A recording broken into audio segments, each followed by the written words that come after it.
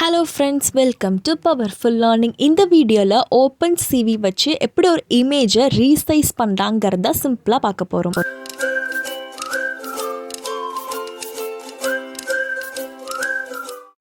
Powerful learning சேனலை மறக்காமல் subscribe பண்ணி பக்கத்தில் இருக்கிற பெல் பட்டனையும் கிளிக் பண்ணி ஆல்னு கொடுங்க. அப்போ தான் நோட்டிஃபிகேஷன் எல்லாமே வரும்.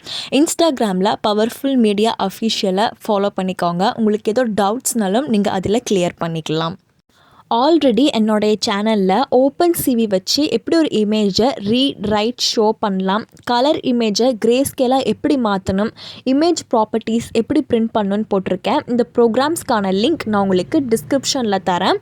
அந்த ப்ரோக்ராம் படிச்சுட்டு தான் இந்த ப்ரோக்ராம் படிக்கணுங்கிறது கிடையாது. நீங்கள் டைரெக்டாக கூட இந்த ப்ரோக்ராம் படிக்கலாம். இதில் நீங்கள் பேசிக்காக ஒரு இமேஜை எப்படி ரீசைஸ் பண்ணலான்னு தான் பார்க்க போகிறோம். அதாவது ஒரு இமேஜோட சைஸை எப்படி மாற்றி வேறு டைமென்ஷனில் கொடுக்கலான்னு பார்க்கலாம். அதுக்கு நான் ஃபஸ்ட்டு இம்போர்ட் CV2 அதாவது Opencvங்கிற லைப்ரரியை இம்போர்ட் பண்ணிக்கிறேன். நெக்ஸ்ட்டு பார்த்திங்கன்னா இமில்டிஸ்ங்கிற லைப்ரரியை இம்போர்ட் பண்ணிக்கிறேன். இந்த இமில்டிஸ் எதுக்குன்னு பார்த்தீங்கன்னா ஒரு இமேஜோடைய ப்ராப்பர்ட்டிஸை நம்ம சேஞ்ச் பண்ணுறது, அதாவது நம்ம இமேஜோடைய processing function, translation, rotation, resizing இதுக்கெல்லாம் யூஸ் பண்ணுறது தான் அந்த இமில்டிஸ். நெக்ஸ்ட்டு நம்ம செகண்ட் லைன் ஆஃப் கோட் எழுதலாம். இதுக்கு நான் இமேஜ்னு ஒரு வேரியபிள் எடுக்கிறேன். அந்த இமேஜுங்கிற வேரியபிளுக்கு Opencvயில் இருக்கக்கூடிய imreadங்கிற ஃபங்க்ஷனோட உதவியை தான் நான் இப்போ எடுக்க போகிறேன். அந்த imread என்ன பண்ணுன்னு பார்த்தீங்கன்னா ஒரு இமேஜை ரீட் பண்ணணும். அதுக்கு நம்ம கூகுள் கோலாபில் ஒரு இமேஜை அப்லோட் பண்ணிக்கலாம். அப்லோட் பண்ணுறது ரொம்பவே ஈஸி. ஃபைல் சிம்பிள் கிளிக் பண்ணி அப்லோடுங்கிற சிம்பிள் கிளிக் பண்ணி நீங்கள் உங்களுக்கு என்ன ஃபைல் வேணுமோ அதை கிளிக் பண்ணி ஓப்பன்னு கொடுத்துக்கோங்க. இப்போது நான் அப்லோட் பண்ணியிருக்கிற இமேஜோடைய நேமை எக்ஸ்டென்ஷனோட தப்பு இல்லாமல் imreadங்கிற பராமீட்டர்ஸ்குள்ளே டைப் பண்ணிக்கிறேன். எக்ஸ்டென்ஷனோட கொடுங்க. கரெக்டாக அந்த இமேஜோட நேம் ஸ்பெல்லிங் மிஸ்டேக் மாறாமல் கொடுத்துக்கோங்க. இப்போ இந்த கோட் எனக்கு எரர் இல்லாமல் ரன் ஆகிடுச்சு. இதுவரையும் நான் சொன்னதில் உங்களுக்கு ஏதோ டவுட்னா நீங்கள் கமெண்ட் செஷனில் கேட்கலாம். இப்போ நம்ம நெக்ஸ்ட் லைன் ஆஃப் கோடுக்கு போகலாம். இது எல்லாமே ரொம்பவே ஈஸியாக தான் இருக்கும். நெக்ஸ்ட்டு பார்த்திங்கன்னா Opencvயில் இருக்கக்கூடிய imWriteங்கிற ஃபங்க்ஷனை தான் நம்ம இப்போ எழுத போகிறோம். இந்த imWrite என்ன பண்ணுன்னா ஒரு இமேஜோடையதை அப்படியே உங்களுக்கு காப்பி பண்ணி லோக்கலாக சேவ் பண்ணுறதுக்கு ரொம்பவே யூஸ்ஃபுல்லாக இருக்கும்.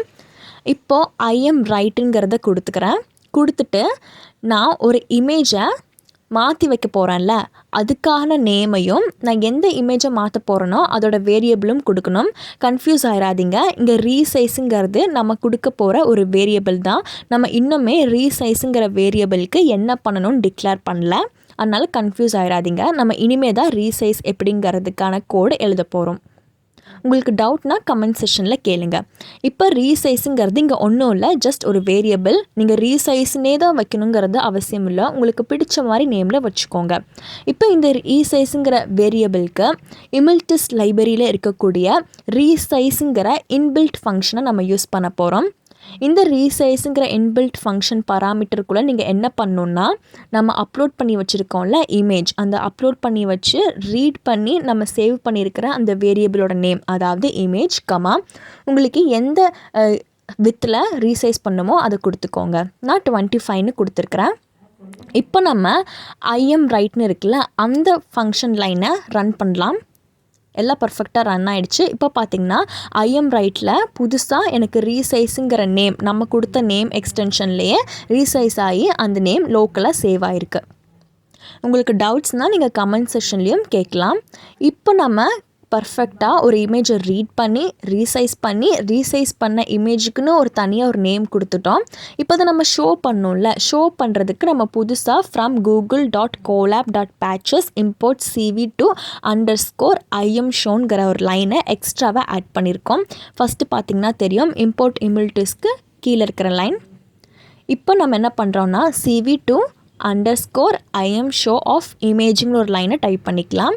நெக்ஸ்ட்டு CV2 _imshow of ரீசைஸுங்கிற இதை டைப் பண்ணிக்கலாம். ஃபஸ்ட்டு பார்த்திங்கன்னா இமேஜுங்கிறது நார்மலாக நம்ம அப்லோட் பண்ணி ரீட் பண்ணி வச்சுருக்கிற ஒரு இமேஜ். இப்போ நம்ம ரீசைஸ் பண்ணோம்ல அதை பார்க்கலாம். பார்த்திங்கன்னா குட்டியாக உங்களுக்கு தெரியுதுல இமேஜ், நம்ம ரீசைஸ் பண்ணியிருக்கோம். நம்ம 25ன்னு வச்சுருக்கோம், அதனால தான் ரொம்ப குட்டியாக இமேஜ் இருக்குது.